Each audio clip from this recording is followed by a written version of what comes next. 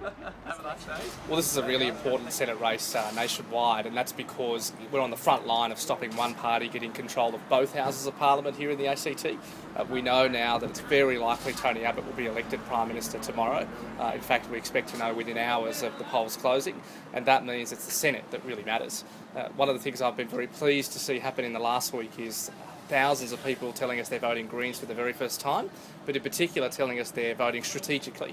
That is, they might be voting for one of the major parties in the lower house, but in the Senate they're voting Greens. And I think that is so important here because, as we know, it's the tightest Senate race in the country, but also one of the most important. When we started this campaign and we started planning, we planned for up to 30% of voters to vote before election day in terms of our volunteers and our messaging, our TV advertising. We were prepared for a surge of early voting, and that's exactly what we've seen. Hi, how are you? I'm voting today because tomorrow I want to spend every single minute speaking with voters. Last election, the Liberal Party broke quota by just 38 votes, and that really means that it's so important that we work with every last voter that we can possibly talk to.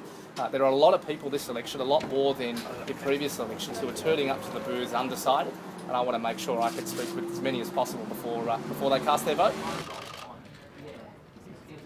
Well, I think our chances are much stronger now than they were at the start of this campaign.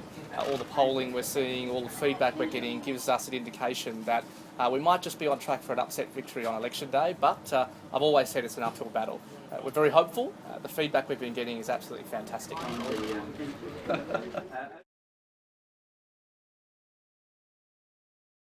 Authorised by eSandal, ACT Greens, Canberra.